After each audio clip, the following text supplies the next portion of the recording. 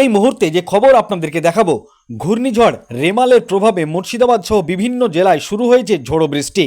গত রাত্রি থেকেই বেড়েছে বৃষ্টির পরিমাণ। বৃষ্টির সাথে সাথে চলছে ঝোড়ো হাওয়া, আর এই ঝোড়ো হাওয়ায় উত্তাল হচ্ছে বিভিন্ন নদী এবং নালা। মাঝে মাঝেই চলছে কালবৈশাখী ঝড়ের মতো হাওয়া।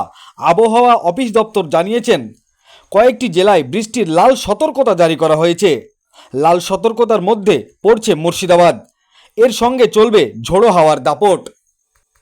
ঝড়ের গতিবেগ কখনো কখনো 60 থেকে 65 কিলোমিটারের বেশি হতে পারে।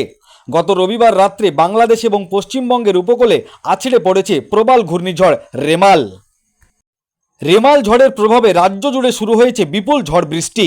মুর্শিদাবাদ জেলার বিভিন্ন প্রান্তে চলছে ব্যাপক পরিমাণ ঝড় বৃষ্টির দাপট।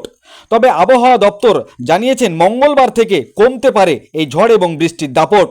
রেমাল ঝড়ের কারণে দোকানপাট, রাস্তাপথ মানুষের দেখা মিলছে না।